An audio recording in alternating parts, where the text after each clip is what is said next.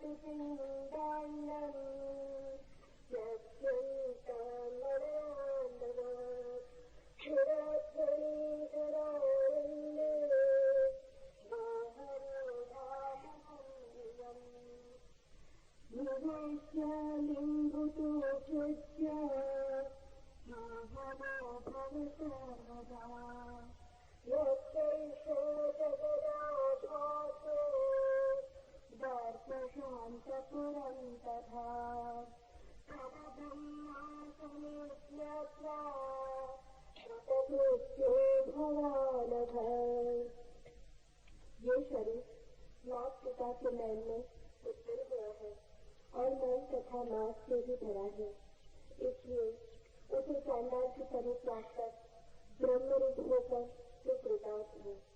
हे मुनि, महाकाश वो घटाकाश की तरह परमात्मा ने आत्मा को एक रूप करके अखंड भाव से सदा शांत रूप स्वयं भी अपने आप स्वयं प्रकाश और अधिष्ठान ब्रह्म रूप होकर पिंडांड तथा ब्रह्मांड का भी विद्या पात्र के समान त्याग कर देव के ऊपर आरूढ़ उन अहंकार बुद्धि को सदैव आनंद रूप चित आत्मा में स्थापित करके नई शरीर को त्याग और सर्वदा केवल आत्मा रूप है। हे निर्दोष, दर्पण में जैसे शहर दिखाई दे वैसे ही जिसमें इस जगत का भाग दिखाई पड़ता है वही ब्रह्ममय है। इस प्रकार जानकर जो कृतार्थ हो। Being fulfilled by becoming one with the Supreme, after you have renounced this body as a Gariha, Chandal, born of the birth of the parents and of self, full of dirt and flesh.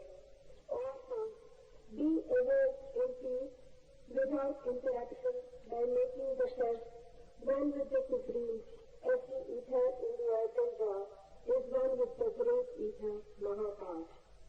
Be self-created, self-illumined, and established in the Supreme, and thus renounce the body and the universe. Fixing your egoistic intellect in the ever-blissful and conscious self, renounce the physical body and be among immortals. Like the city reflected in the mirror, this world is mirrored in the Supreme Brahman. So know that I am that Brahma and be fulfilled.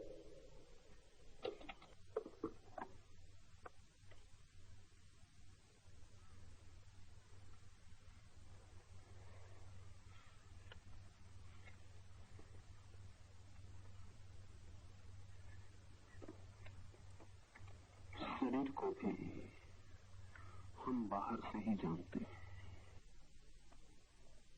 जैसे कोई किसी महल के बाहर घूम ले, दीवारों का बाहरी रूप देख ले और समझे कि यही महल है, ऐसा ही हम अपने शरीर को भी बाहर से देखते हैं। बाहर से दिखाई जो पड़ता है शरीर वही नहीं है। शरीर को भीतर से देखकर तत्क्षण शरीर से छुटकारा हो जाता है। बाहर से तो शरीर का जो रूप दिखाई पड़ता है वो ढका हुआ आवृत रूप है। भीतर से शरीर की वस्तु स्थिति दिखाई पड़ती है, जैसा शरीर है।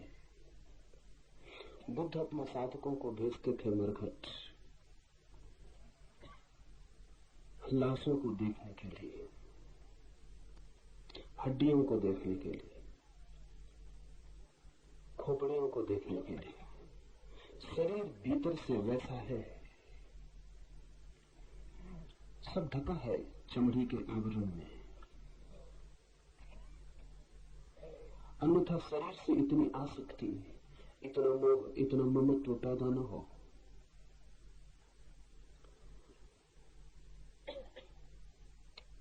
कभी शरीर को भीतर से देखने का प्रयास करें तो ये सूत्र समझ में आ सकेगा। कभी अस्पताल में चले जाएं, कभी ऑपरेशन की टेबल पर खड़े हो जाएं, देखें सर्जन को शरीर का ऑपरेशन करते हुए, तो भीतर जो दिखाई पड़े शरीर की वस्तु स्थिति वही है। ये सूत्र ध्यान के लिए बड़ा सहयोगी है। शरीर की कोई निंदा नहीं है इस सूत्र में, इसे ठीक से समझ ले। धर्म किसी की भी निंदा में उत्सुक नहीं है, न ही किसी की प्रशंसा में उत्सुक है। धर्म तो जैसा है उसे जानने में उत्सुक है। तो जब ये कहते हैं कि शरीर हड्डी मांस मज्जा मल मूत्र इन सब का जोड़ है, तो ध्यान रखना कहीं भी निंदा का कोई भाव नहीं। ये कोई शरीर को नीचा दिखाने की चेष्टा नहीं है। शरीर ऐसा है, शरीर का जो होना है उसको ही खोल कर रख देने की बात है। ये सूत्र कहता है ये शरीर माता पिता के मैल से उत्पन्न हुआ है, मल तथा मांस से भरा है। इसका जैसे अपने ही पास अपने ही निकट चंडाल खड़ा हो, शूद्र खड़ा हो और उसका कोई त्याग करके दूर हट जाए, ऐसा ही इस शरीर का त्याग करके तो ब्रह्म रूप होकर कृतार्थ हो। चंडाल शूद्र बड़े मूल्यवान शब्द हैं।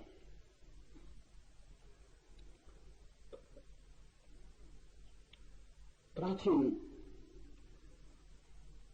भारतीय मनोविज्ञान कहता है कि जो व्यक्ति भी अपने को शरीर मानता है वो शूद्र है।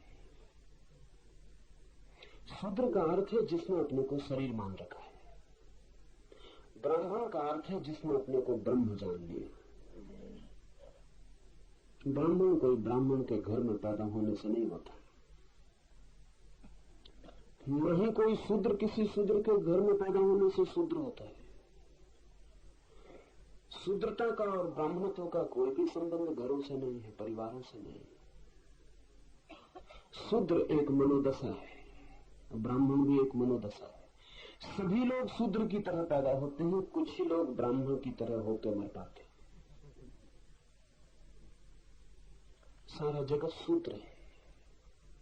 शूद्र अर्थात जगत में सभी लोग अपने को शरीर मानकर जीते। ब्राह्मण को खोजना बहुत मुश्किल है।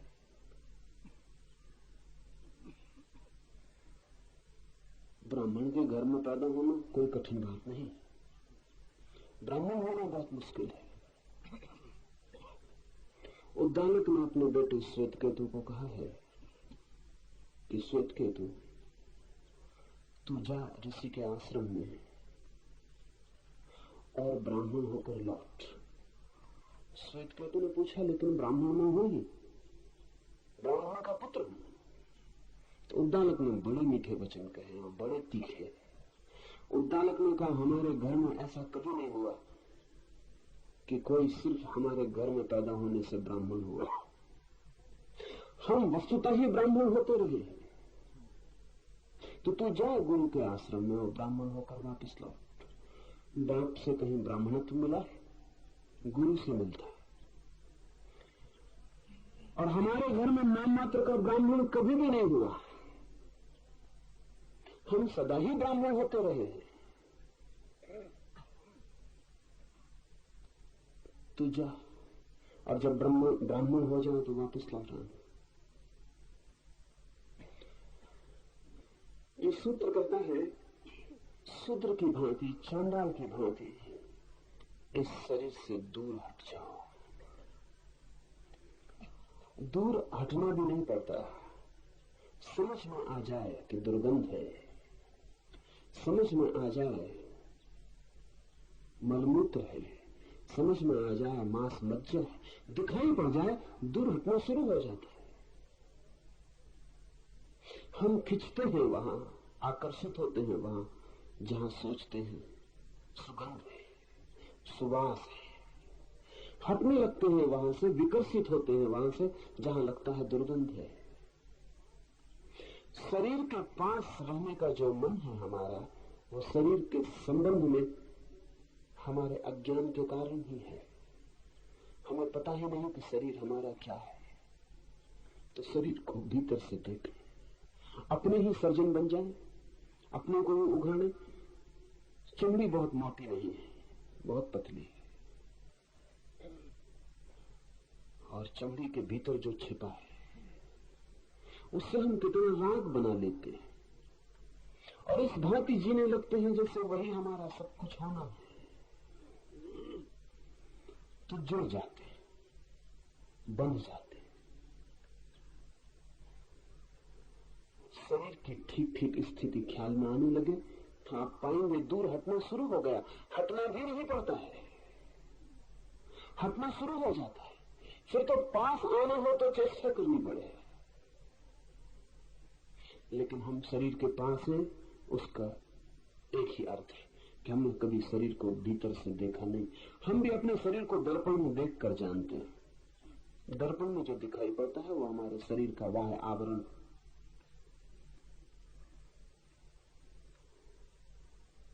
बड़ा अच्छा हो कि विज्ञान ऐसे यंत्र इजाद कर सके, जैसे एक्सरे की मशीन है। आज नहीं कल विज्ञान ऐसे यंत्र बना ले कि उनके सामने आदमी खड़ा हो जाए तो जैसा वो भीतर से पूरा का पूरा हड्डी, मांस, मज्जा, मलमूत्र सब दिखाई पड़ जाए। तो वैसे यंत्र बड़े काम के हो सकते। आपको अपने शरीर की पूरी स्थिति पता चल जाए, आप तत्क्षण पाएंगे आत्मा और शरीर के बीच फासला हो गया। वो जो सेतु थे टूट गए, जो जुड़ा था वो मिट गया और दूरी बढ़ने लगी।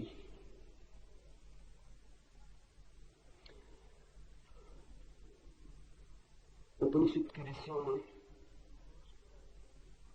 वो आंख पैदा करने की कोशिश की है जिससे आप भीतर झांक सकें, चमड़ी के भीतर झांक सकें, अपनी ही चमड़ी के भीतर झांक सकें। सत्य मुक्तिदायी है। स्वयं के शरीर का सत्य पता चल जाए तो भी मन मुक्त होना शुरू हो जाता है। असत्य बंधन है, नहीं हम जिससे जानते हैं उससे हम बंध जाते। हे मुनि, महाकाश में घटाकाश की तरह परमात्मा में आत्मा को एक रूप करके अखंड भाव से शांत हो जाए। जब शरीर की व्यर्थता दिखाई पड़े, शरीर का असार होना दिखाई पड़े और शरीर केवल एक गंदगी का ढेर मालूम होने लगे, और जब शरीर से दूरी बढ़ने लगे तभी परमात्मा से निकटता होनी शुरू होती है। शरीर के जितने निकट परमात्मा से उतने दूर, शरीर से जितने दूर परमात्मा के उतने निकट। शरीर से जितने जोर से हम बंधे हैं उतने ही उस अशरीरी चेतन से हमारा फासला है। जब शरीर की तरफ पीठ हो जाती और जब शरीर से दूरी बढ़ने लगती है, तो शरीर से दूरी बढ़ने का एक ही मतलब होता है कि आत्मा से निकटता बढ़ने लगती है। आत्मा है एक छोर, शरीर है दूसरा छोर, बीच में हम लगते हैं आत्मा के बहुत। इसलिए शरीर से दूर हटने को ध्यान की एक प्रक्रिया की तरह लिया गया है। इसके कई दुष्परिणाम भी हुए, क्योंकि जब पश्चिम में भारतीय शास्त्रों का पहली दफा अनुवाद हुआ तो उन्हें लगा कि ये तो शरीर के दुश्मन मालूम पड़ते। ऐसा है नहीं, ये सिर्फ उपाय है। शरीर की वस्तुस्थिति जानने से तत्काल चेतना भीतर की यात्रा पर निकल जाती है। शरीर का ठीक ठीक बोध होते ही शरीर पर पकड़ ढीली हो जाती। वो पकड़ ढीली हो सके इसलिए इस बोध को तीव्र करना जरूरी है।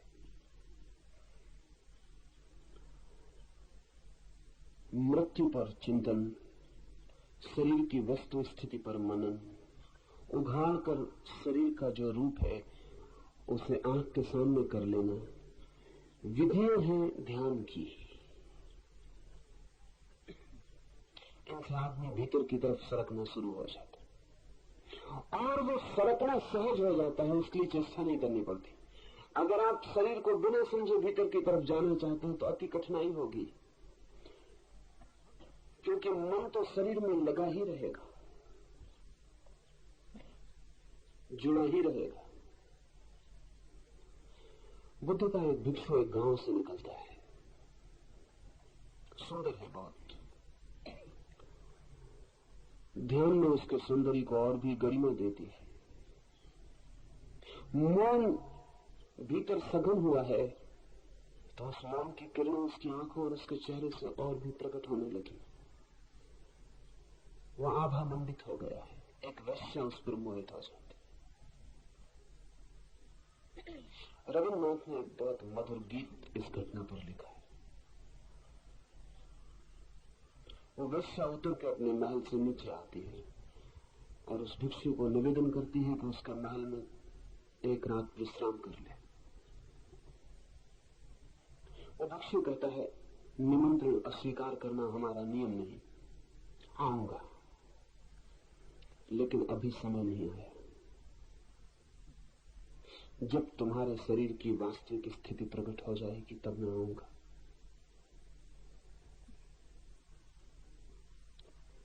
अभी तुम भूल में हो, जिस दिन तुम जगोगे मैं आऊंगा। वेश्या को कुछ समझ में नहीं आता।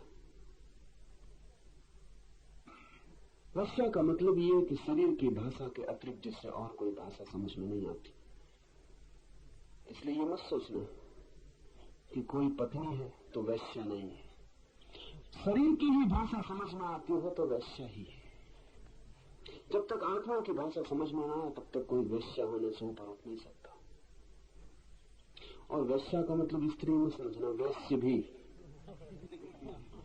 शरीर की भाषा समझ में आए और शरीर से ही मोल तोल चलता हो, इतना ही मतलब है वेश्या का। शरीर पर ही सब टिका हो मन, वही वो व्यवसाय है। भिक्षु ने कहा, आऊंगा जरूर, लेकिन जब तुम्हारा शरीर अपनी वस्तु स्थिति में आ जाए। उस वेश्या ने कहा, पागल हो गए, यही है समय, अभी मैं हूं युवा, अभी सौंदर्य है अपने शिखर पर। शरीर इससे बेहतर हालत में फिर कभी ना होगा। उस भिक्षु ने कहा, बेहतर की चिंता नहीं है, वास्तविक की चिंता। जब वास्तविक होगा आ जाऊंगा। उस वेश्या ने कहा, मैं कुछ समझ नहीं पा रही हूं, थोड़ा स्पष्ट करके कह दे। उस भिक्षु ने कहा कि जब कोई भी तुम्हारे पास ना आएगा तब मैं आ जाऊंगा, क्योंकि तब शरीर वास्तविक स्थिति में होगा। तब शरीर बाहर भी वैसा ही दिखाई पड़ने लगेगा जैसा भीतर है। अभी भीतर जैसा है वैसा बाहर नहीं दिखाई पड़ता। जब कोई भी तुम्हारे पास ना आएगा तब मैं आ जाऊंगा। फिर बहुत वर्ष बीत गए, वेश्या वृद्ध हो गई, सारे शरीर पर खून फैल गया, अंग अंग उसके गलने लगे। गांव ने उसे उठा के बाहर फेंक दिया। ये वही गांव था जो उसके द्वार के आसपास मंडराता था। ये वही लोग थे जिनको उसके मकान में प्रवेश नहीं मिलता था, जो उसकी दूर से झलक ले लेते थे तो भी अपने को तृप्त अहोभागी समझते थे। उन्होंने उसे गांव के बाहर फेंक दिया। अंधेरी अमावस की रात है, वो प्यासी गांव के बाहर तरफ रही, कोई उसे पानी पिलाने को भी नहीं। उस रात वो भिक्षु आया और उस भिक्षु ने उसके सिर पर हाथ रखकर कहा कि मैं आ गया, अब शरीर अपनी वास्तविक स्थिति में है, अब कोई तुम्हारे पास आता नहीं। अब शरीर बाहर भी वैसा ही हो गया जैसा भीतर है। अब बाहर भीतर का फासला टूट गया, बीच की चमड़ी में जो अवरोध डाले थे वे मिट गए। अब भीतर की जो मांस मज्जा है वो बाहर भी झलकने लगी। अब भीतर की जो गंदगी है वो बाहर भी आ गई। अब तुम बाहर भीतर एक हो गई हो। अब मैं आ गया हूं। इसी दिन के लिए मैंने वायदा किया था, जब कोई भी नहीं आएगा तब मैं आ जाऊंगा।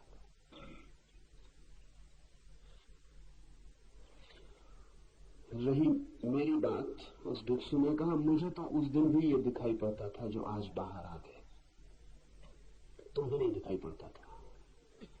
मैं तो उस दिन भी तुम्हारे घर मेहमान हो सकता था, मुझे कोई अड़चन नहीं थी। तुम्हें भ्रांति और बढ़ जाती कि अब तो भिक्षु भी मेरे घर मेहमान होने लगे। मेरी कोई अड़चन नहीं थी, उस दिन भी आ जाता, क्योंकि उस दिन भी मैं यही देख रहा था जो आज तुम्हें दिखाई पड़ रहा है। जो आज पूरे गांव ने देख लिया है वो मैंने उस दिन भी देख लिया था। लेकिन वो वैश्या वहां बाहर पड़ी भी अपने शरीर को नहीं देख रही। आंख बंद करके वो उन्हीं दिनों का स्मरण कर रही जब शरीर सुंदर था, जब गांव में गरिमा थी, गौरव था। बुढ़ापे में भी लोग जवानी का चिंतन करते। शरीर भी अपनी सच्चाई को प्रकट कर देता है तो मन से ढांकते रहते। चमड़ी भी साथ नहीं देती, अब तो आंखें बंद कर लेते और भीतर वो जो बीत गया उसका रस लेते रहते। बूढ़ा भी जब जवानी का रस लेता है तो समझना कि वो शूद्र ही मरेगा, और जब जवान भी बुढ़ापे को आने के पहले ही शरीर में देख लेता है तो समझना कि ब्राह्मण होकर मरेगा। मरता हुआ आदमी भी जब जीवन की ही वासना लिए रहता है तो समझना कि शूद्र है, और भरी जवानी में भी आदमी जब मृत्यु को देखने लगता है तो समझना कि ब्राह्मण का जन्म शुरू हो गया। और ये जरूरी है कि शरीर की यह वास्तविकता हमें दिख जाए तो हमारी पीठ हो जाए इसकी तरफ और मुंह हमारा उस तरफ हो जाए जहां चैतन्य है। मुनि, महाकाश में घटाकाश की तरह परमात्मा ने आत्मा को एक रूप करके अखंड भाव से सदा शांत रहो। मुंह अपना शरीर से, और फिर देखो उस महाआकाश की तरफ। वो महाआकाश निकट ही है। एक घड़ा रखा हो, जमीन पर हम उसे उल्टा रखते हैं तो घड़ा आकाश की तरफ देखे पर उसे दिखाई पड़ेगी केवल मिट्टी की देह, आकाश दिखाई नहीं पड़ेगा। घड़े को उल्टा रख दिया जमीन पर, वो आकाश की तरफ देखा, उसे क्या दिखाई पड़ेगा? उसे दिखाई पड़ेगी अपनी ही मिट्टी की परत, अपनी देह, अपना शरीर। आकाश दिखाई नहीं पड़ेगा।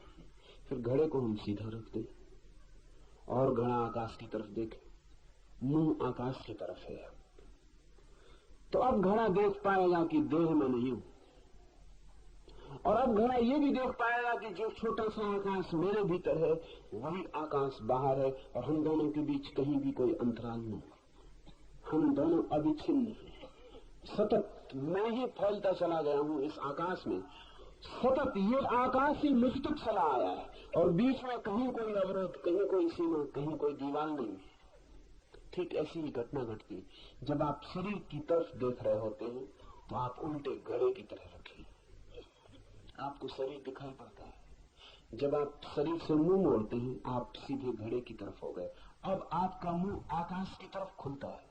जैसे ही कोई व्यक्ति शरीर से मुड़ता है तत्क्षण आकाश की तरफ उन्मुख हो जाता है, और पहली दफे उसे दिखाई पड़ता है कि जो विराट फैला हुआ है उसमें और मुझ में कहीं भी कोई रत्ती भर का भेद नहीं है। मैं ही विराट हो गया हूं, विराट मुझ तक आ गया है। मुनि, महाकाश में घटाकाश की तरह परमात्मा में आत्मा को एक रूप करके अखंड भाव से शांत रहो, और जैसे ही ये दिखाई पड़ता है शांति घटित हो जाती। अशांति क्या है? क्या है हमारी बेचैनी? हमारी बेचैनी यह है कि हम बहुत बड़े हैं और बहुत छोटे में कैद। हमारी बेचैनी यह है कि जैसे बड़े आदमी को एक बच्चे के कपड़े पहना दिए हो, वो हिल डुल भी ना सकता हो और जगह जगह बन गया हो, और कपड़े भी कपड़े के न हो, लोहे के हो, तो जो अड़चन मालूम होगी वही हम सबकी अड़चन। हम हैं बड़े, बड़े नहीं विराट, और बहुत छोटी देह में कैद। घर बहुत छोटा है, निवासी बहुत बड़ा है। सब जगह अड़चन मालूम पड़ती है, सब जगह सीमा और सब जगह उपद्रव मालूम पड़ता है। कहां से निकलने की कोई जगह नहीं मालूम पड़ती। और कठिनाई बढ़ गई है, क्योंकि जो हमारा कारागृह है उसे हमने अपना घर समझ लिया, तो हम उसको सजाने में लगे। हम उसका श्रृंगार कर रहे हैं, हम जगह जगह से उसकी सजावट कर रहे हैं। हम कारागृह के भीतर सोने चांदी का इंतजाम कर रहे हैं, हम कारागृह की दीवारों को सुंदर कर रहे हैं, आभूषण दे रहे हैं, और उसी कारागृह में हम बंद थे। और हमारा मुंह दीवारों की तरफ है, द्वार की तरफ नहीं रहेगा। मुंह उस तरफ रहता है जिस तरफ आकर्षण हो। जहां आकर्षण वहां मुंह, जहां विकर्षण वहां पीठ। जब तक शरीर में आकर्षण हो मुंह दीवार की तरफ रहेगा, और जैसे ही शरीर में विकर्षण पैदा हुआ मुंह शरीर की तरफ नहीं रह जाता, पीठ हो जाती। आपके शरीर में भी द्वार है एक, लेकिन वो द्वार आपको तभी दिखाई पड़ेगा जब शरीर से आकर्षण खो जाए। शरीर में द्वार है, उस द्वार को ही हृदय कहा है। जिसको आप हृदय कहते हैं उसको हृदय नहीं कहा है। आप तो हृदय उसको कहते हैं जहां फेफड़ा धड़क रहा है, वहां कोई द्वार नहीं, वहां तो केवल पंपिंग, श्वास का इंतजाम है। वहां तो खून और वायु का मिलन होता रहता है, उससे हृदय धड़क रहा है। वो हृदय नहीं है। हृदय योग की भाषा में आपके भीतर उस द्वार का नाम है कि जब आप शरीर की तरफ से पीठ कर लेते, जब आप शरीर को देखने के लिए भी उत्सुक नहीं रह जाते, जबकि शरीर में कोई भी रस नहीं रह जाता और विराट तर्जनी होता है, तब अचानक आप उस जगह खड़े हो जाते हैं जहां हृदय, जहां से द्वार, जहां से घड़ा आकाश की तरफ खुलता है। आपके शरीर में बहुत तरह के द्वार हैं, लेकिन द्वारों का पता तभी चलता है जब आप द्वारों पर पहुंचे। जब तक आप न पहुंचे तब तक पता नहीं चलता। छोटा बच्चा है, उस छोटे बच्चे को कोई भी पता नहीं कि उसके भीतर शरीर में एक काम द्वार है, एक यौन द्वार है, उसे कोई पता नहीं। अभी वो बड़ा होगा, जवान होगा, और एक दिन अचानक उसे काम द्वार का पता चलेगा। उस काम द्वार के द्वारा वो संसार में प्रवेश कर सकता है। वो भी शरीर के बाहर जाने का एक मार्ग है। और ध्यान रहे, इसीलिए काम वासना की इतनी आतुरता है। उससे क्षण भर को हम शरीर के बाहर बह पाते, लेकिन क्षण भर को ही, क्षण भर को शरीर भूल जाता है और हम प्रकृति में डूब जाते हैं। एक द्वार है मनुष्य का प्रकृति की तरफ, नीचे की तरफ, और एक द्वार है मनुष्य का परमात्मा की तरफ, ऊपर की तरफ। जब काम वासना से चित्त भरता है तो हम शरीर के निकटतम होते हैं, और जब हम शरीर के निकटतम होते हैं तो वो द्वार खुलता है जिससे हम और शरीरों के जगत में प्रवेश कर जाते हैं। जब हम शरीर के प्रति विरस हो जाते हैं और शरीर से दूर होते हैं तब वो द्वार खुलता है जहां से हम आत्माओं के जगत में प्रविष्ट हो जाते हैं। शरीर में दोनों द्वार हैं।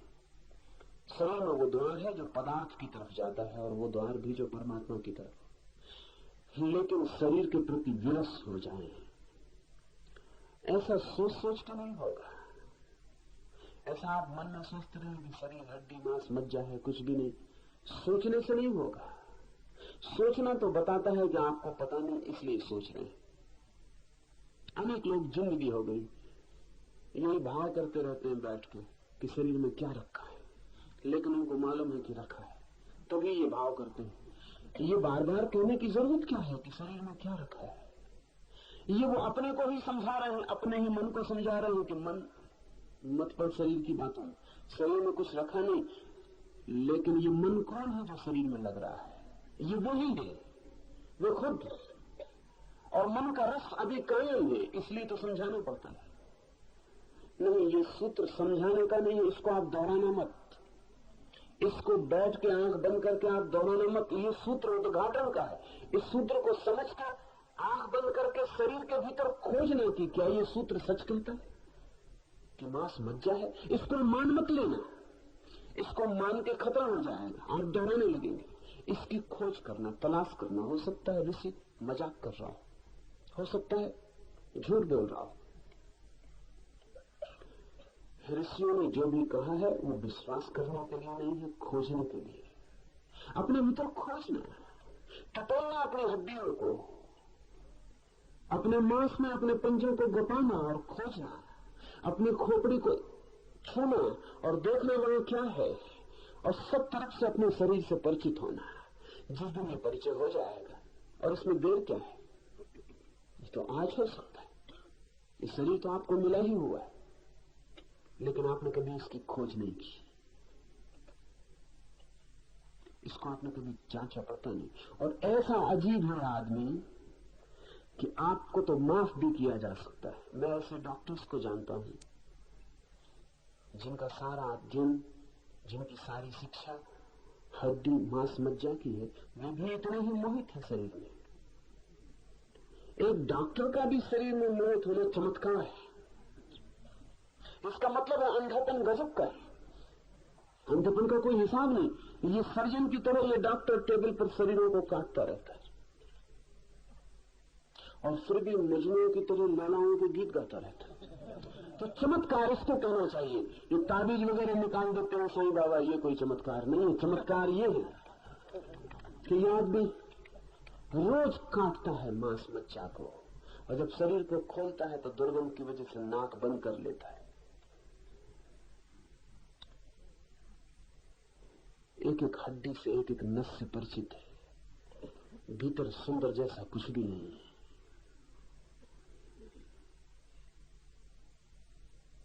लेकिन बड़ी मजे की घटनाएं घटती। मैं एक डॉक्टर को ये कह रहा था, मित्र है, वो कहने लगे आप कहते हैं तो मुझे ख्याल आया। मैं एक स्त्री का ऑपरेशन कर रहा था, और जब मैंने उसका पेट खोला तो नासिया, बहुत मन विकार,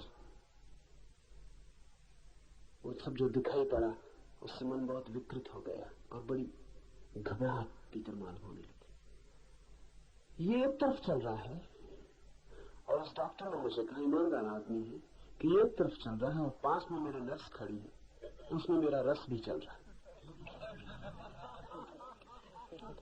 इधर पेट खोल के रखा हुआ है, इसको जल्दी किसी तरह निपटाऊं, क्योंकि उस नर्स के साथ मुझे सिनेमा देखने जाना। यह है आदमी का मन।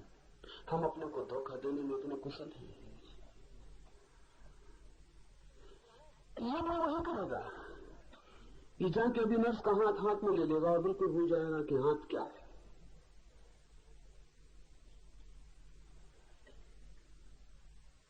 तो आम आदमी को तो माफ किया जा सकता है, लेकिन डॉक्टर की तुलना में कह रहा हूं, माफ किया नहीं जा सकता, क्योंकि शरीर हमारे पास है और हम उससे भी परिचित नहीं हो पाए, और लोग आत्मा की खोज में निकल जाते हैं, और शरीर तक से परिचित नहीं हो पाए और आत्मा की खोज में निकल जाते हैं। लोग पूछते हैं आत्मा को कैसे पाएं? कृपा करके पहले शरीर को तो ठीक से जान लें, जो बहुत निकट और करीब है, इससे तो परिचित हो जाए, और इससे परिचित होना ही आत्मा की तरफ उठने की सीढ़ी बन जाती, क्योंकि जो इससे परिचित हुआ वो फिर इसकी तरफ विमुख हो जाता है, और जो शरीर से होता है विमुख, वो आत्मा की तरफ उन्मुख हो जाता है। तब उसका मुंह आत्मा की तरफ हो जाता है। और जब आकाश मिलता है भीतर के इस छोटे से घटा आकाश से, तो जो घटना घटती है उसका नाम शांति। अशांति है इस कारागृह में बंद होना, शांति है इस कारागृह के बाहर विराट के साथ एक होने का अनुभव। ईश्वर से मिले बिना कोई भी शांत कभी हुआ नहीं।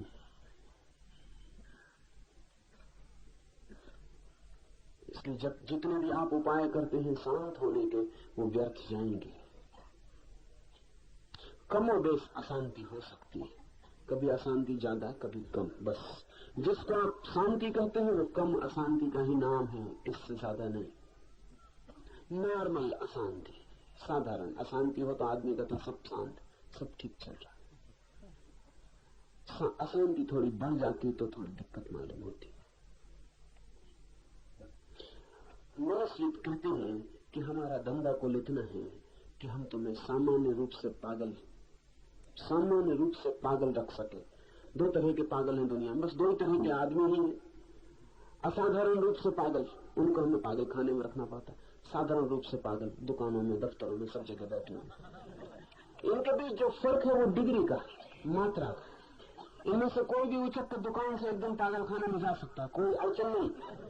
जरा मात्रा बढ़ाने की जरूरत है और आप रोज कई दफा पागल खाने के करीब हो जाते। जब आप क्रोध से भर जाते तो आप क्षण भर के लिए पागल हो गए। आप में और पागल में कोई फर्क नहीं, आप वो काम करेंगे जो पागल करता है। बस फर्क इतना ही है कि आप कभी कभी ऐसा होते हैं, ये पागलपन जो है आपका कभी कभी आता है। किसी का स्थिर हो गया, जाते ही नहीं, ठहर गया। आप थोड़े तरल पागल हैं, लिक्विड बहते रहते हैं। कोई ठोस हो गया, बर्फ की तरह जम गया। मनुष्य कहते हैं हमारा कुल काम इतना है कि जो जरा ज्यादा आगे चले गए पागलपन में, उनको जरा पीछे ले आना और सामान्य भीड़ के साथ खड़ा कर देना। इससे ज्यादा हम कुछ कर नहीं सकते। एडजस्टमेंट कर सकते हैं कि वापस साल 2 साल समझा बुझा के दवा दारू से वापस बिठा देना वही जहां वो पहले अपनी दुकान में बैठे थे। इतना पागलपन जिससे कि काम में बाधा न पड़े, काम चलता जाए। अशांति हमारा स्वभाव बन गई है और स्वाभाविक है ऐसा होना, क्योंकि शांत होने का एक ही अर्थ है। जब गंगा सागर में गिरती है, उन दोनों के बीच जो घटना घटती है उसका नाम है शांति। जब आग की सरिता भी सागर में गिरती है, तब जो घटना घटती है उस मिलन के क्षण में, उसका नाम है शांति। परमात्मा से मिले बिना कोई शांति नहीं। स्वयं ही अपने आप स्वयं प्रकाश और अधिष्ठान ब्रह्म रूप होकर पिंडांड तथा ब्रह्मांड का भी विष्ठा पात्र के समान त्याग कर दे। न केवल इस शरीर को त्याग कर देना है, बल्कि ये जो विराट शरीर दिखाई पड़ रहा है, ब्रह्मांड, ये जो बड़ा जगत दिखाई पड़ रहा है, छोटे रूप में आदमी तस्वीर है बड़े जगत की। आपके बाहर फैला हुआ एक शरीर है, वो आपकी देह, भीतर छिपा हुआ चिदात्मन ज्योति है आत्मा की। ठीक ऐसे ही इस पूरे विराट का शरीर है जगत, और उसके भीतर छिपा हुआ ब्रह्म। इस शरीर का तो त्याग कर ही देना है। ये जो बाहर विराट शरीर फैला हुआ है, ये भी इसी के साथ व्यर्थ हो जाता है, इसका भी त्याग कर देना। जब कोई व्यक्ति अपने शरीर से विमुख होता है तो उसे आत्मा का अनुभव होता है।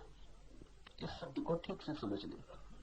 जब कोई व्यक्ति अपने शरीर से विमुख होता है तो उसकी आंखों में पहली दफे जो झलक आती है वो अपनी ज्योति की है, आत्मा की है, घटाकाश की है।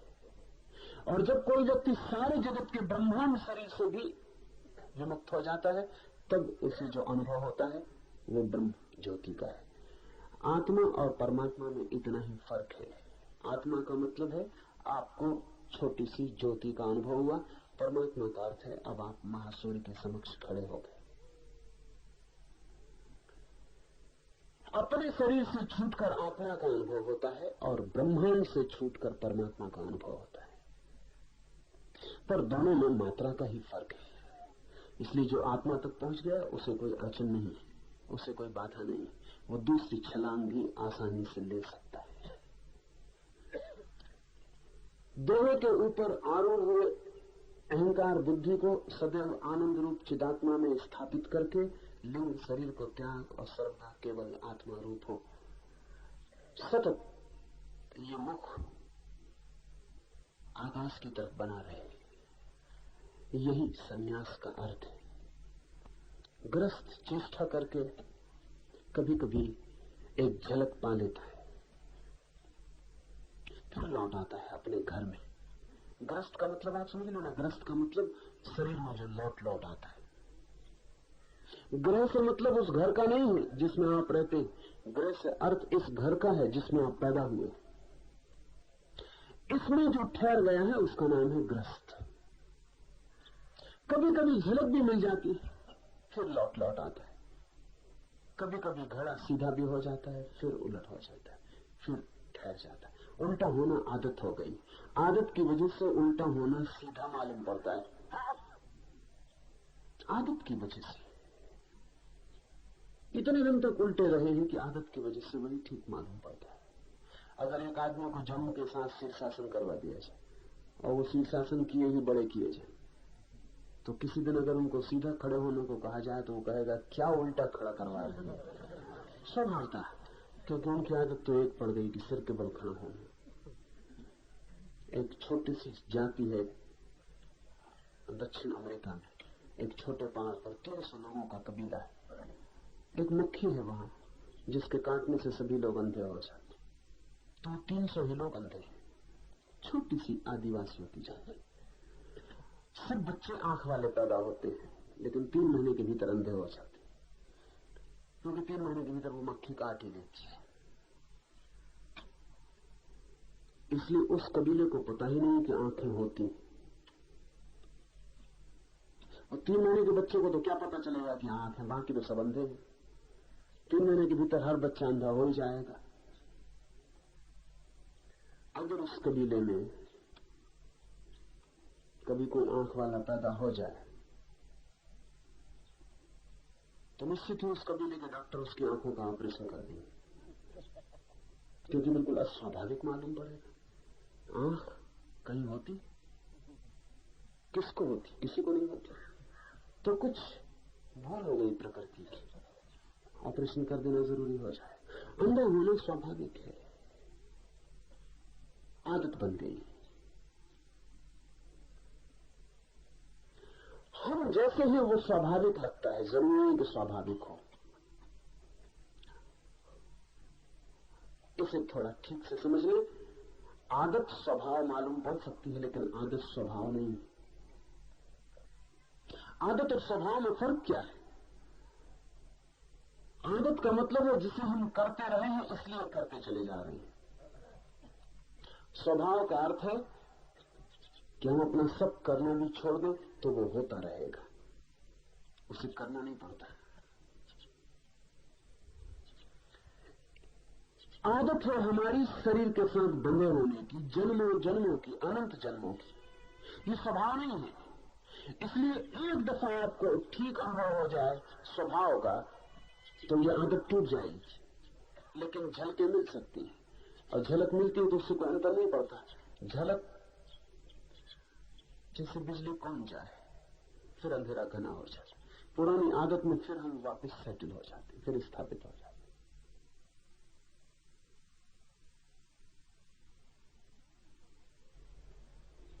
सन्यासी का अर्थ है जिसने यह निर्णय लिया कि अब मैं सतत घर की ओर पीठ ही रखूंगा और सतत खुले आकाश को स्मरण रखूंगा, और निरंतर मेरी चेष्टा जारी रहेगी, उठते बैठते जागते सोते भी। जहां तक मेरा बस चलेगा वहां तक मैं ख्याल रखूंगा कि मेरा मन शरीर से न जुड़े, मेरी आत्मा उस विराट सागर में प्रवाहित होती रहे, बहती रहे। और जब मैं कहता हूं बहती रहे तो सिर्फ शब्द नहीं कह रहा हूं। जब आप इसका प्रयोग करेंगे तो आपको लगेगा ही कि आप सतत बह रहे हैं। जैसे ही आपका मुंह आत्मा की तरफ होगा आपको लगेगा आप सतत ऊंडे ले जा रहे हैं, आप गंगा की तरह सागर में गिर रहे हैं। ये स्मरण बना रहे, ये सतत स्मरण बना रहे। हे निर्दोष, दर्पण में जैसे शहर दिखाई दे वैसे ही जिसमें इस जगत का भास दिखाई पड़ता है वही ब्रह्म में हूं, इस प्रकार जानकर तू कृतार्थ हो।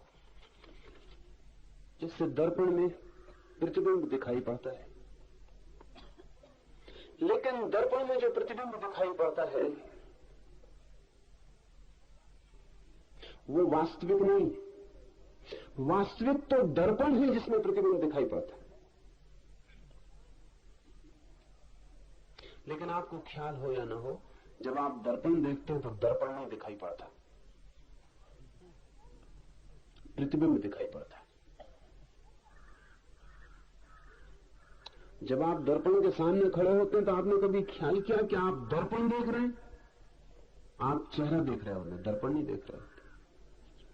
और जो चेहरा दिखाई पड़ता है वो बिल्कुल नहीं है, वहां बिल्कुल नहीं है, और जो है वो बिल्कुल दिखाई नहीं पड़ता।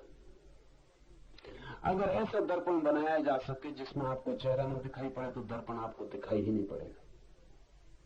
वो तो चेहरा दिखाई पड़ता, इससे आप अनुमान करते हैं कि दर्पण है। दर्पण आप अनुमान करते हैं कि है क्योंकि चेहरा दिखाई पड़ रहा है, लेकिन दिखाई चेहरा पड़ता है, दर्पण दिखाई नहीं पड़ता। हाँ, दर्पण में कुछ अशुद्धि हो तो बात अलग, जितना शुद्ध दर्पण हो उतना कम दिखाई पड़ेगा।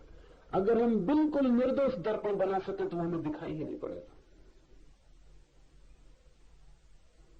महाभारत की सारी कथा ऐसे ही निर्दोष दर्पण के बनने से हुई। किया था मजाक, मजाक महंगा पड़ा। दुर्योधन और उसके सारे भाई अंधे बाप के बेटे थे, तो मजाक किया था। मजाक अच्छा भी नहीं था, क्योंकि जिस मजाक से दूसरे को चोट पहुंचे वो मजाक कम, हिंसा ज्यादा हो जाती। तो पांडवों ने बनाया था एक मकान, निमंत्रित किया था अपने चचेरे भाइयों को। मकान में ऐसे दर्पण लगाए थे जो बड़े निर्दोष थे। दर्पण इतने निर्दोष थे कि दिखाई ही नहीं पड़ते थे कि दर्पण है।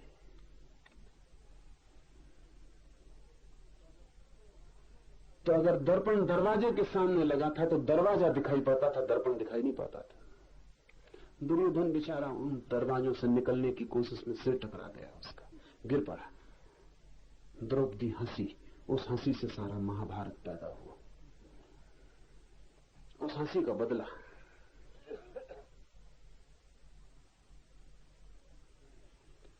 ऐसी कोई बड़ी बात ना थी, लेकिन छोटी सी हंसी भी बड़ी हिंसा हो सकती है। इसलिए द्रौपदी को फिर भरी सभा में नग्न करने की कोशिश का जिम्मेवार अकेला दुर्योधन नहीं है, द्रौपदी की हंसी भी उसमें सम्मिलित। मूल कारण वही है, अंधे का बेटा है इसलिए दिखाई नहीं पड़ता है। होगा ही ऐसा, क्योंकि अंधे का बेटा है इसलिए हंसी की गिरोगे ही। जहां दरवाजा नहीं वहां दरवाजा देख रहे हो। पर बात को इतनी थी कि बहुत निर्दोष दर्पण का उपयोग किया गया था, तो दर्पण तो दिखाई नहीं पड़ता, जो प्रतिबिंब पड़ता है वही दिखाई पड़ता है। ऋषि कहता है, हे निर्दोष, दर्पण में जैसे प्रतिबिंब दिखाई दे वैसे ही जिसमें इस जगत का भास दिखाई पड़ता है, भीतर जो हमारी आत्मा है वो निर्दोष दर्पण है। सारा जगत उसमें दिखाई पड़ता है। तो हम इस जगत को पकड़ने दौड़ पड़ते हैं, लेकिन वो दर्पण हम नहीं देखते जिसमें ये दिखाई पड़ता है, जिसमें ये झलकता है। एक हीरा दिखाई पड़ रहा है, कोहनूर रखा है, वो दिखाई पड़ रहा है, तो आप कोहनूर की तरफ दौड़ते हैं। आपको ये ख्याल में भी नहीं आता कि जिसको ये दिखाई पड़ रहा है, जिसमें ये कोहनूर की छवि बन रही है, वो कौन है? वो दर्पण क्या है मेरे भीतर, जो कोहनूर को मेरे भीतर तक प्रतिबिंबित कर देता है। चांद दिखाई पड़ता है आकाश में, भीतर वो कौन है जिसमें ये चांद प्रतिबिंबित हो जाता है? मेरे भीतर एक घूमता हुआ दर्पण है जो सारे जगत को देखता रहता है। जब तक आप जगत को पकड़ने जा रहे हैं तब तक आप प्रतिबिंबों को पकड़ रहे हैं। जिस दिन आप दर्पण को पकड़ने लगेंगे, आपका प्रवेश हो गया उस जगत में जो सत्य का है। और दर्पण को जो पकड़ लेगा फिर वो प्रतिबिंबों के मोह में नहीं पड़ता। ऐसा नहीं कि फिर प्रतिबिंब बनने बंद हो जाएंगे, प्रतिबिंब बनते रहेंगे, लेकिन तब पकड़ने का आग्रह छूट जाता है। और दर्पण प्रतिबिंबों से कभी विकारग्रस्त नहीं होता। चाहे आप कितने संसारों में भटकते रहे हो, आपका दर्पण निर्दोष बना रहता है। इसे थोड़ा समझ लें। इसीलिए कहा है, हे निर्दोष। ये आपसे कहा है, हे निर्दोष। आपको भी शक होगा कि ऋषि से कोई भूल तो नहीं हो गई हमसे और कहा हे निर्दोष? नहीं, पर कारण से कहा है। चाहे कितने ही दोष हो जाएं, वो दर्पण निर्दोष ही रहता है। एक दर्पण के सामने आप कुछ भी खड़ा कर दें, गंदगी रख दें, मलमूत्र रख दें, दर्पण उसका प्रतिबिंब बना देगा। लेकिन क्या आप सोचते हैं कि दर्पण उस गंदगी से दोषी हो गए?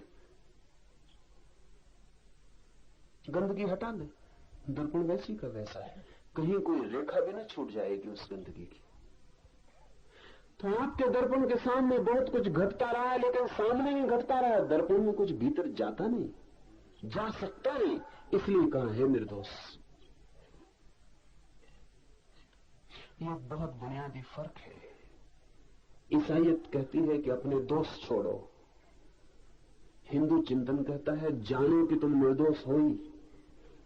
ईसाईयत कहती है छोड़ो पाप, छोड़ो दोष, हटाओ। हिंदू चिंतन कहती है हटाना क्या है? तुम दर्पण हो ये भर जान लो, फिर सब हट गया, तब तुम निर्दोष हो ही।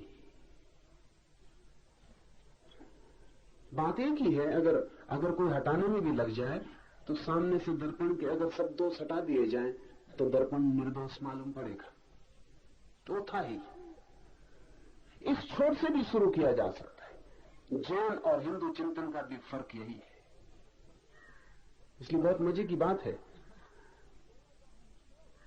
जैन का भी जोर है दोष को हटाने पर। हटा दो दोष को, तो जितने दोष हट जाएंगे, अगर दोष सब हट जाएंगे तो दर्पण तो निखालिस है ही, वो निखालिस मालूम पड़ जाएगा। हिंदू चिंतन का जोर है क्यों व्यर्थ मेहनत करते हो दोष के साथ? दर्पण हो, इस सत्य को पहचान लो, फिर पड़े नहीं रहे दोष सामने तो भी तुम निर्दोष हो। इसलिए जैनों को ऐसा लगता रहा है, ईसाईयत को भी लगता है कि हिंदू विचार थोड़ा खतरनाक है, क्योंकि इसमें फिर नीति पाप पुण्य के लिए बहुत जगह नहीं रह जाती। खतरनाक है, जितना गहरा सत्य होगा उतना खतरनाक हो जाता है, क्योंकि जितना गहरा सत्य हो उतना शक्तिशाली हो जाता है, और शक्ति में खतरा है। और गलत आदमी के हाथ पड़ जाए तो बहुत खतरा है।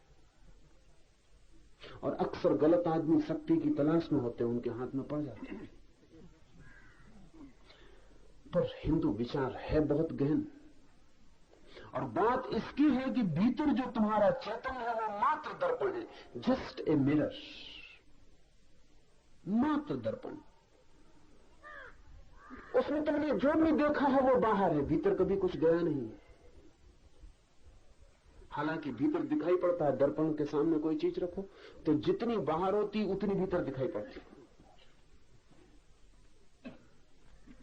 किरणों के अनुपात का नियम, जितनी बाहर होती है उतनी भीतर दर्पण में दिखाई पड़ती है। तो एक बड़े मजे का सूत्र आप ख्याल में ले लें, जो बात आपको जितनी भीतर दिखाई पड़े जान लेना आपसे उतनी ही बाहर है। अगर कोई बात आपको बिल्कुल भीतरी मालूम पड़े तो बिल्कुल पक्का समझ लेना कि इससे ज्यादा बाहरी चीज खोजनी मुश्किल है। जैसे अक्सर होता है, लोग कहते हैं प्रेम बहुत भीतर है, उसका मतलब ये सबसे बाहरी चीज है, सबसे दूर का मामला है। जब आप कहते हैं कि किसी का प्रेम मेरे बिल्कुल हृदय में प्रवेश कर गया, तब समझ लेना कि आप बहुत दूर की चीज छूने की कोशिश में लगे। इसका मतलब यह हुआ कि कोई बहुत दूर है आपसे, और इसलिए दर्पण में इतने भीतर दिखाई पड़ रहा है। पास की चीजें पास दिखाई पड़ेंगी, दूर की चीजें गहरी दिखाई पड़ेंगी, और जरूरत नहीं है। दर्पण में कोई चीज कितनी भीतर दिखाई पड़ती है इससे भीतर होने का कोई संबंध नहीं। छोटी सी तलैया में भी चांद दिखाई पड़ता है, उतना ही गहरा, जितना आकाश में दूर है उतनी गहराई भी नहीं उस तलैया में। आपके दर्पण की कितनी गहराई होती, दर्पण को रख दे नीचे जमीन पर, चांद दिखाई पड़ेगा उतना ही गहराई में जितना दूर चांद है। बाहर के प्रतिबिंब कितने ही भीतर चले जाएं, भीतर नहीं जाते। भीतर कुछ गया ही नहीं है, कभी जा भी नहीं सकता। मालूम पड़ता है क्योंकि भीतर एक दर्पण है, चैतन्य एक दर्पण है, शुद्धतम दर्पण है। इतना शुद्धतम है क्योंकि कांच कितना भी शुद्धतम हो तो भी कांच तो होता ही है, उतना पदार्थ तो होता ही है, लेकिन शुद्धतम चैतन्य है। अगर हम कभी वायु का दर्पण बना पाए तो वो भी इतना शुद्धतम नहीं होगा जितना चैतन्य का दर्पण शुद्धतम होगा। अगर हम वायु का दर्पण बना पाए और उसमें कोई चीज प्रतिबिंबित हो सके तो हम बराबर प्रतिबिंब को खोजने निकल जाएंगे, दर्पण कोई बाधा भी नहीं देगा। वायु का दर्पण है, आप आर पार चले जाएंगे। चैतन्य का दर्पण और भी शुद्धतम है क्योंकि चेतना इस जगत में सबसे ज्यादा सूक्ष्म घटना है, सबसे ज्यादा सूक्ष्म शुद्धतम शक्ति है, उसमें ये जगत फलित होता है। ऋषि कहता है, हे निर्दोष, दर्पण में जैसे प्रतिबिंब दिखाई पड़ते हो ऐसे इस जगत का भास तेरे भीतर होता है। इसे छोड़कर, इसे जानकर, इसे पहचान कर, मैं ब्रह्म हूं, मैं दर्पण हूं, वो नहीं जो प्रतिफलित होता है, बल्कि वो हूं जिसमें प्रतिफलित होता है। तू कृतार्थ हो, इसके बिना और कोई कृतार्थता है भी नहीं। जब तक कोई अपनी चेतना की शुद्धता को नहीं पहचानता तब तक अकृतार्थ है। वो कुछ भी करता रहे, कुछ भी पाता रहे, सब पाया हुआ व्यर्थ होगा, सब किया अनकिया हो जाएगा, सब दौड़ धूप ऐसी ही होगी जैसे कोई पानी पे लकीरें खींचता रहे, खींच भी नहीं पाता कि मिट जाती, फिर खींचता रहे, मिटती जाती है। जिंदगी के आखिर में जिन लोगों ने प्रतिबिंबों की तलाश की है, मौत के क्षण में उन्हें पता चलता है पानी पर लकीरें खींचते हैं, सब खो जाता है, सब प्रतिष्ठा, सब पद, सब धन, सब संग्रह, सब खो जाता है। मौत के क्षण में पता लगता है कि बड़ी भूल हो गई, हमने सोचा था ग्रेनाइट पर लकीरें खींच रहे, पानी पर खींच रहे थे, लेकिन तब पता चलता है जब कुछ किया नहीं जा सकता। इसका पता अगर आज चल जाए, अभी चल जाए तो कुछ हो सकता है। पानी पर लकीरें खींचना बंद हो सकता है, और जो आदमी हाथ खींच लेता है पानी पर लकीरें खींचने से, उस आदमी का दूसरे जगत में प्रवेश हो जाता है, उस जगत में जहां कुछ भी कभी नहीं मिटता है। एक है जगत मृत्यु का, एक है जगत अमृत का। मृत्यु से जो हट जाता है वो अमृत को उपलब्ध होता है।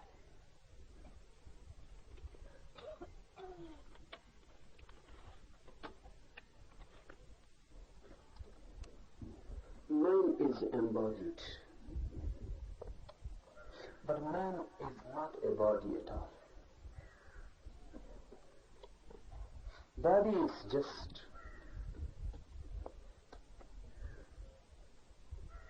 the periphery, the circumference. Body is just clothing.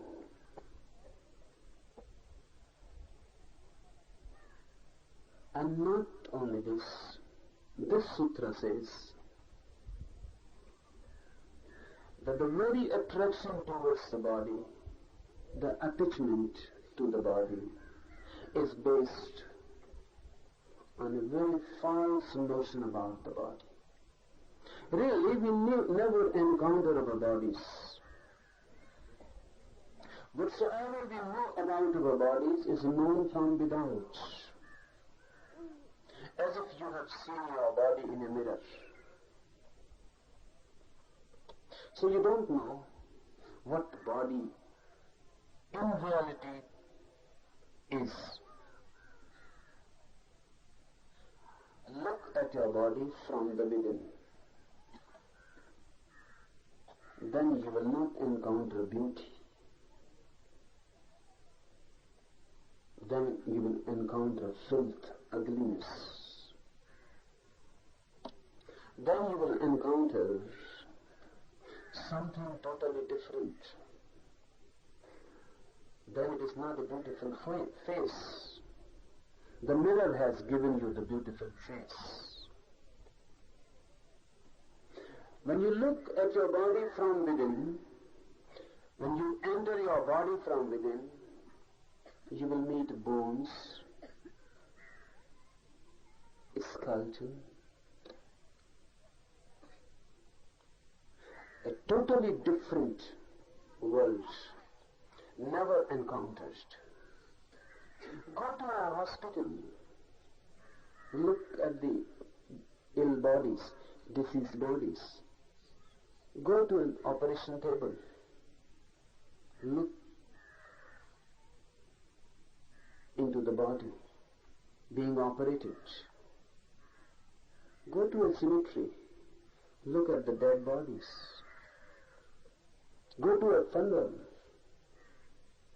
then you will encounter what really body is. But the body can carry on a deception because you look only at the skin, just the outermost clothing of the body. This creates an illusion. This creates an attachment with the body. This attachment is one of the greatest barriers.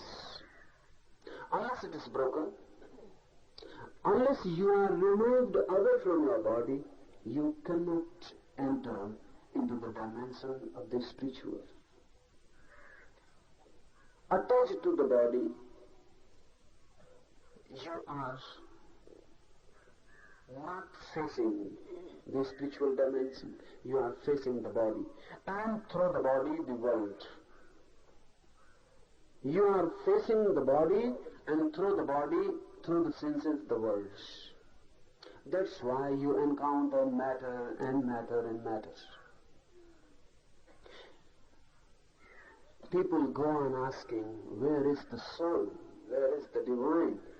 Is there God? Does God exist? Their questions are relevant.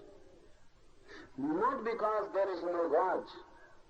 Their questions are relevant because their way of looking at things is through the body. Through the body you cannot know anything except matter. Through the body you can know only other bodies. The bodies cannot feel the bodiless. Bodies can feel only bodies. That's their capacity and limitation. When I want to touch you, I cannot touch anything immaterial in you. If I want to touch, I will touch the material. Touch cannot penetrate to the immaterial. Touch is limited to the material. All the senses of the body can lead you only to the world of the matter. And because the whole scientific edifice is nothing but extensions of the senses, that's why science goes on denying anything like godliness, anything divine in the world. Science is the extended body of man. That's why science never encounters God, cannot encounter. Not because there is no God, but because your very approach is through the matter. Through the matter, only matter can be encountered. Unless you are removed from the body, not only removed, transformed, totally turned. About turn is needed, so that you are facing the body. Now, through an about turn, you are not facing the body, but facing the bodiless. Both are there in you. Both are there in you, both dimensions. The body is there as a door towards the world. The consciousness is there as a door towards the divine. But you know only one door. You have never opened the other. The other remains there, unopened. And not only unopened, you have forgotten it completely because you have never opened it, never tried it. It is there. Scientists say, biologists say, that only half of your mind is functioning.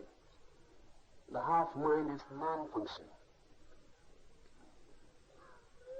It is difficult for biology to account for it. Why? Half of the mind is non-functioning. It seems useless. It can be operated and thrown away, and you will not feel any absence. It was not used at all. Your half brain can be cut and thrown away like appendix, like anything unnecessary. And you will not feel even the absence, that you are lacking something. You have never used it. Science is still unable to say anything about this. They go on saying this is just an accidental growth. But really, this is very unscientific. To accept accidents is basically unscientific, because nothing can grow without any cause. Science means the link between cause and effect, the discovery between cause and effect. If there is some effect, it means there must be some cause. Nothing is accidental. Nothing can be. It looks accidental if we don't know the cause. Ignorance creates the illusion of accident. Otherwise, there is no accident in the world. They say science goes on throwing things to the law of accident. Whenever science cannot explain anything, they will say this is accidental, unnecessary growth. Either there is some cause behind it somewhere. So there is one explanation that somewhere back in the history of man was using that part, and we have forgotten how to use it. Or somewhere in the future, man will need that part, and we have not yet discovered how to use it. These two explanations can only be scientific. And anyway, both are true. Both are true. There have been civilizations in the world which have used that part, that unfunctioning part of the mind. There have been individuals who have used that part, that non-functioning part. A Buddha, a Jesus, a Krishna. They are not just bigger brains than you. They are not just more intelligent than you. They are totally different. They use a different type of intelligence. The difference is not of degrees. The difference is qualitative, not quantitative. A Krishna, a Christ, is not just quantitatively bigger than you. No. And Einstein is quantitatively bigger than you. The difference is of degrees. He is a great mind. A giant, you are just chilling before him. But a Buddha is not different qualitatively. He is not a great mind. He is a different mind altogether. His mind cannot be measured with your mind. And Einstein can be measured through your mind. You may be having a small mind. He may be having a bigger mind. But you are both on the same path. You may be very much behind. But the path is the same. Einstein is with you on the same path, leading on the peak. You may be the valley and he may be the peak, but you both are villaged. You are not different. A Krishna, a Christ is totally different. They are using something which we are not using at all.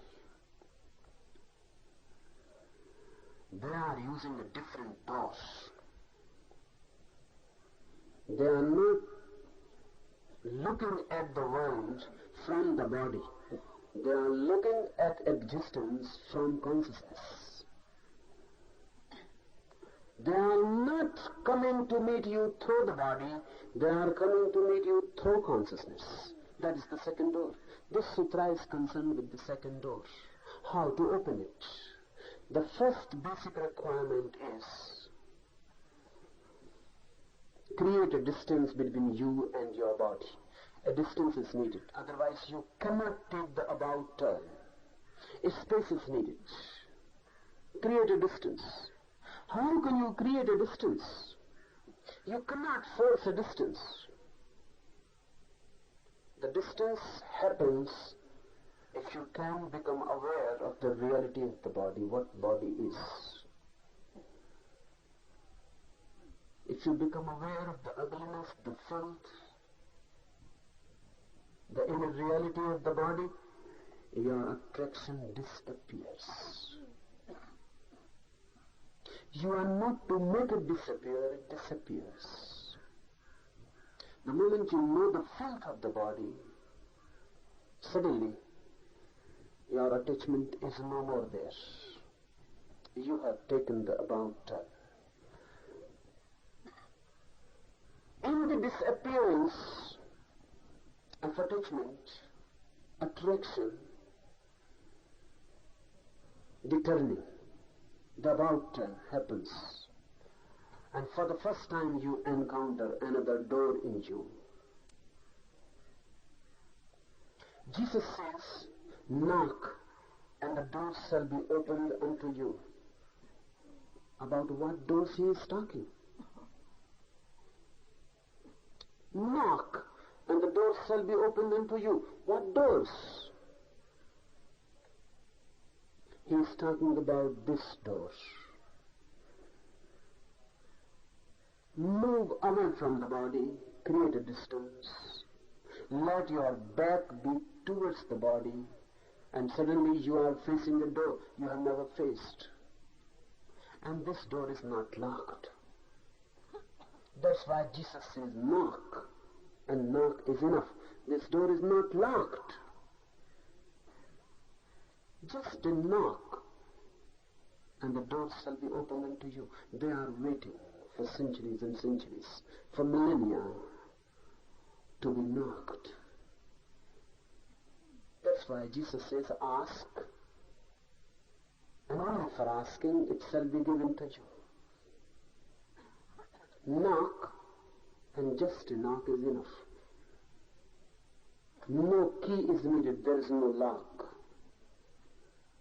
So the only key is how to face the door. And once you face the door, knock and they open. This sutra says, know the filth of the body, the death of the body, the deadliness of the body. The body is just a dome. Look at it. But don't go and say that the body is filthy. Saints will not help. Don't go on saying that the body is ugly. Just repeating these things will not be of any use. Rather, on the contrary, your repetition shows that you don't know that really the body is a filthy thing. That's why you repeat. Through repetition you want to create some auto-hypnosis. No. This sutra is not any suggestion for auto-hypnosis. So don't say the body is filthy. Don't believe in the teacher, in this Upanishad. Don't believe. Just try to find out whether he is right or not. Just feel the body from the in. From your head, go on down, down, down. Feel the whole body.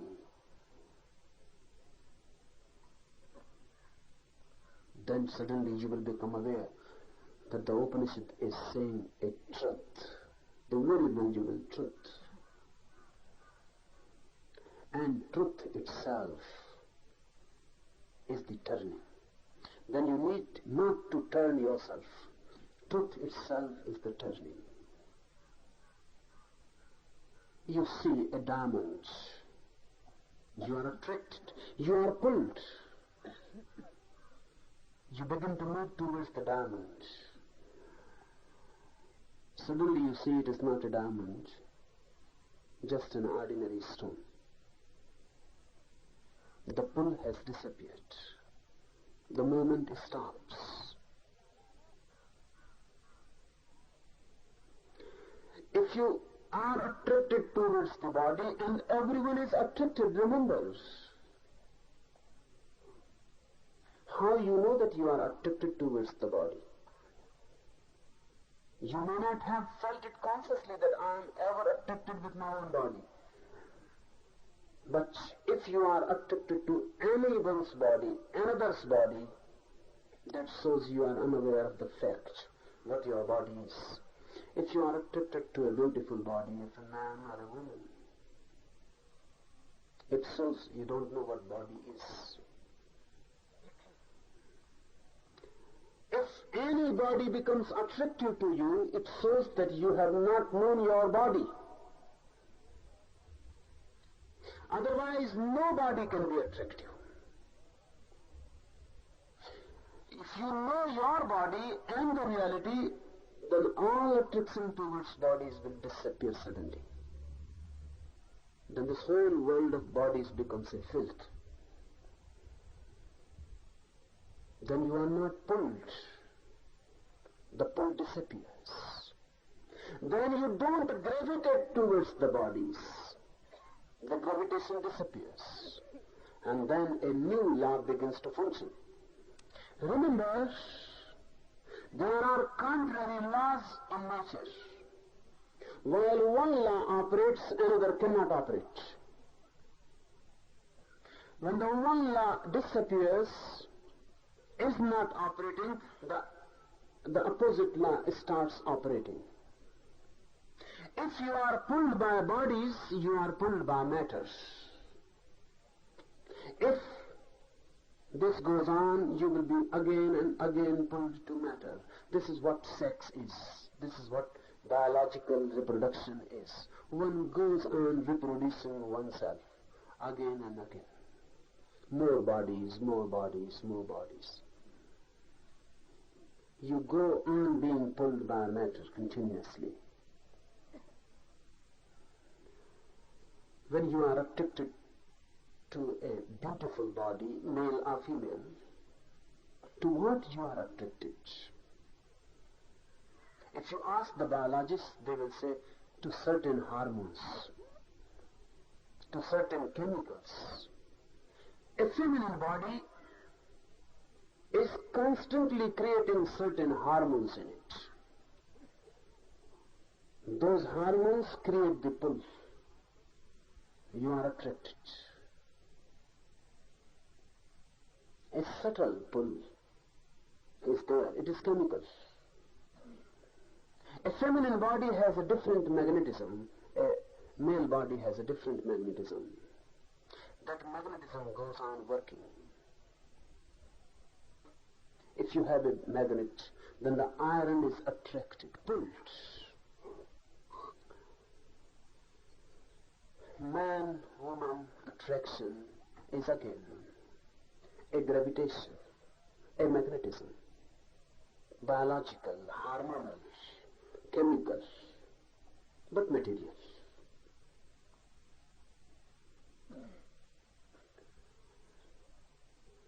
If you are attracted to bodies, know well, you have not known your own body at all.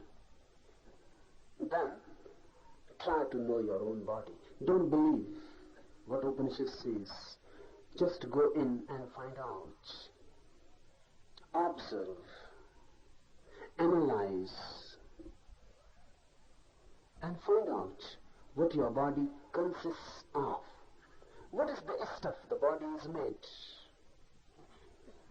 If you can be daring enough, courageous enough to know the truth about your body,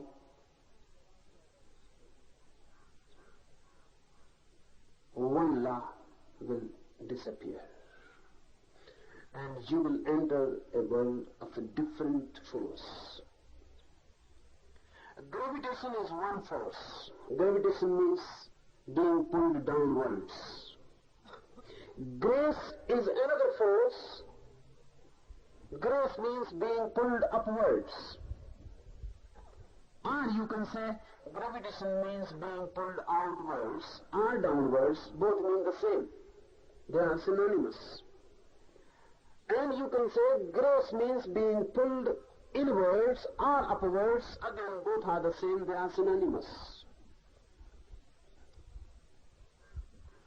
Once you are not in the grip of gravitation,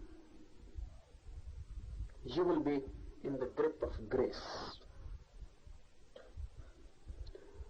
Then God can pull you upwards and inwards.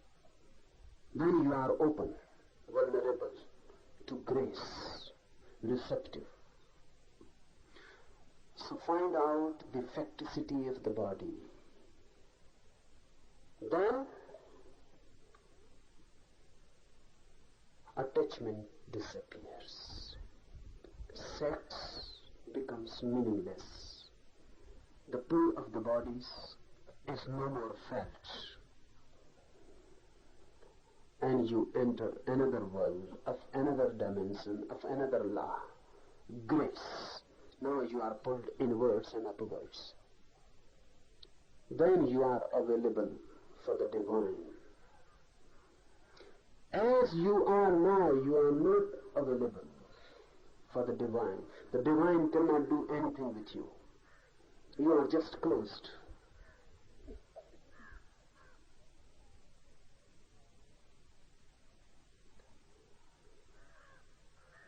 Meditations, methods, techniques, systems, schools, they exist only to make you available. To create the situation in which you can become available to the second law of existence, grace. How is it possible? What to do?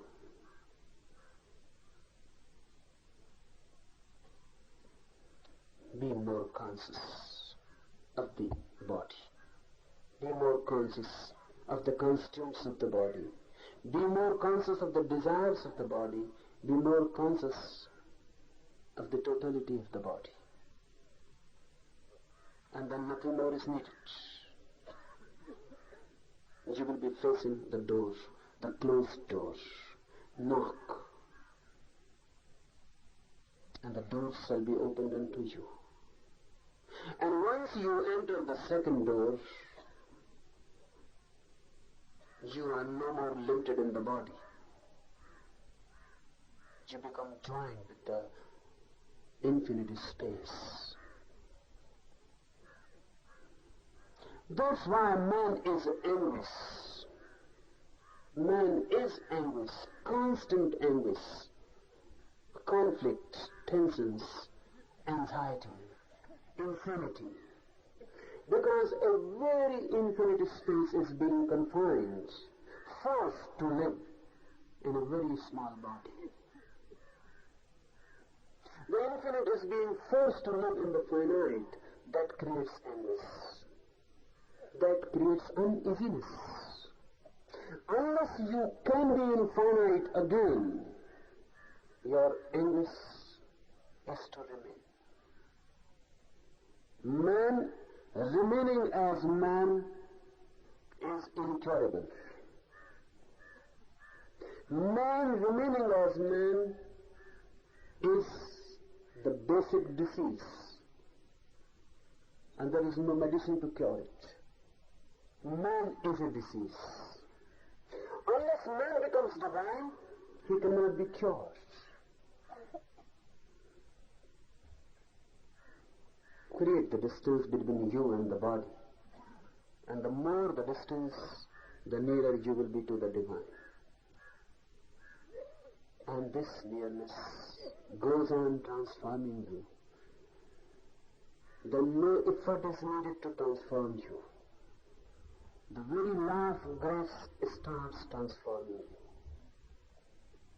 So remember this, you are not to transform you, you are only to take a turn. Then you are available for the forces of transformation, they will transform you. The meditation which will follow just now is just a turning. It is to create a turning in you. Just a turning. It is not concerned with your characters. It is not concerned with your morality. It is not concerned with what you have been doing. Not at all. You may be a sinner, everyone is. You may be a criminal, everyone is. Some are caught, some are not caught. That's another matter. This meditation is not concerned with what you are doing or with what you have been doing. No, not with your doing at all. You cannot do otherwise. As you are, all that you do naturally follows from it. So we are not going to change your doings. That's absurd.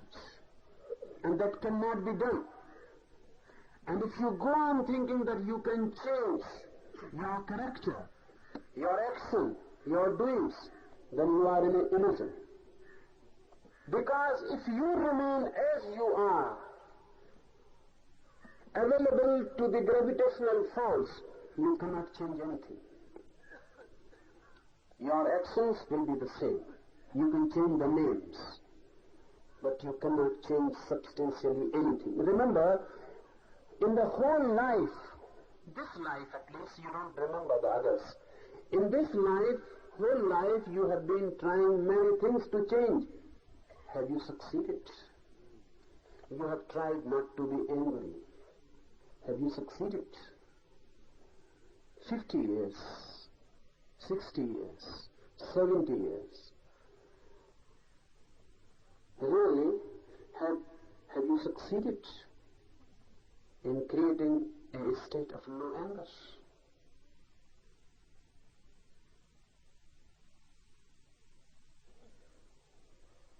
You have been trying to be non-sexual. Have you succeeded? But man goes on in deluding, in decepting himself.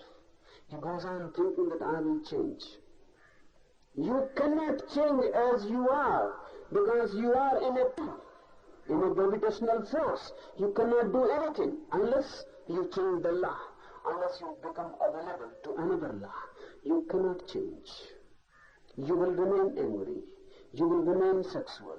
You will remain greedy. Moral teachings are just useless, just consolations, but they give you a certain ego. Even the conception that I can change myself, and if I am not changed, I have not done much effort. That's the reason. Any day I will make the effort necessary and I will... No, sir. You cannot change. Whatsoever you do, you cannot change. And if you become aware of this fact, it's just ordinary things. One man smokes and he goes on thinking he can change. He can start smoking. And he goes on thinking and he will go on smoking. And many times he will stop and will start again. And if he stops smoking, then he will substitute something else for it. He may start chewing gum. It makes no difference. It makes no difference. Only the thing has changed, not the mind. The mind was to be occupied somehow, so he was smoking. Smoking is an effort to be occupied. You cannot remain unoccupied, you become uneasy. One goes on smoking. It gives you a feeling of occupation. You don't feel alone. Cigarette becomes your companion. This is the reason. You cannot be alone. Cigarette gives you company. You feel you are doing something. One of the reasons. There are many. Because everything is multi-causal. Everyone wants to go on feeding the body. Because everyone is afraid of death. And food seems to be the antidote of death. So go on. But you cannot go on throwing food in the body. That's impossible. You can throw the food twice or thrice a day. But the mind says go on. Go on feeding the body. One starts smoking. One feels one is feeding something without feeding. So there are many reasons. You can stop smoking, then you will substitute it by something else, which will do the same. The inner needs will have to be fulfilled. You cannot change as you are. But don't be disappointed. I am not saying you cannot be changed at all. But the change can come only if you start a journey towards another law of existence. Change the law, don't change yourself. Become unavailable to the law of gravitation and become available to the law of grace, and then you will be changed, completely transformed.